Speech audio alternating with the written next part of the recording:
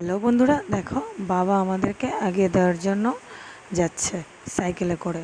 এতগুলো ব্যাগ হয়ে গেছে, সত্যি একটা বাচ্চা নিয়ে গেলে একটা বাচ্চার জন্য কত কিছু যে নিতে হয় সে বাচ্চার মাই শুধু জানে। এতগুলো ব্যাগ হয়ে গেছে, তার জন্য বাবাকে বলেছে একটু আগিয়ে দিয়ে আসো, তাই বাবা দিয়ে আসছিলো। আর দেখো বিকেলবেলা এত সুন্দর লাগছিলো যে মাঠের ভিউটা দার্জমাদের সাথে, সেটাও একটু শেয়ার করলাম আস্তে আস্তে। তারপর আস্তে আস্তে রাস্তার থেকে এক জায়গার থেকে অটোতে উঠে পড়লাম, অটো না টোটোতে, সরি, টোটোতে উঠে পড়লাম। এই টোটোতেই আমাদের একবারে আমাদের গন্তব্যে পৌঁছে দিয়ে আসবে। গন্তব্যে বলতে আমাদের এক জায়গার থেকে চেঞ্জ করে আমাদের অনেকগুলো দুখানা গাড়ি চেঞ্জ করতে হবে, তারপরে আমরা জায়গায় গিয়ে পৌঁছাবো। তাই আমরা এই গাড়িতে করেই, মানে অন্য ছোটো গাড়িতে যদি আসতাম তাহলে আমাদের খুবই অসুবিধা হয়ে যেত। একটা বাচ্চা নিয়ে এতগুলো ব্যাগ নিয়ে আমার মা আর আমি পেরে উঠতাম না। তার জন্য এক গাড়িতে করেই আমরা চলে যাচ্ছি।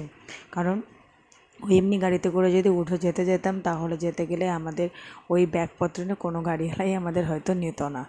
আর সেই কথা ভেবে আমরা একদম এক গাড়িতেই আমরা দেখো এক টোটোর থেকে উঠে আমরা অটোতে উঠে গেলাম। অটোর থেকে আবার নেমে আবার দেখো চলে এসেছি প্রায় কাছাকাছি। আর সামনে দেখো গেট পড়ে গেছে, ট্রেন যাচ্ছে, এই কারণে গেট পড়ে গেছে। আমার বাবাটা তো ওই প্রথমবারই হয়তো ট্রেন দেখলো, এত আনন্দ করে দেখছে, ওর তো ভারী মজা লাগছে ট্রেন দেখতে। আর বাচ্চা মানুষ তো সত্যি সত্যি ট্রেন দেখতে ওরা তো মজাই পায়, আর নিত্য নতুন জিনিস দেখায় তো ওদের কাজ, আর ওরা তা দেখে মজাই পায়। ও হাঁ করে ট্রেন দেখেই যাচ্ছে, সেটাই আমি আবার একটু ক্যামেরাবন্দি করে নিলাম যে আমার বাবাটা কী করে ট্রেন দেখছে। তারপর দেখো এই যে বলতে বলতে আবার একটা টোটোর থেকে নেমে পড়লাম, চলে এসেছি এই যে মামা বাড়িতে এসেছি আমি, মা আর আমার ছোট্ট বাবাটা চলে এসেছি। আর এসে দিদার করে উঠে গেছে, উঠে একটু খুনখুন করছিল, কারণ নতুন এসেছে, ওই কারণে ওনার একটু মানে সুবিধা লাগছিল না।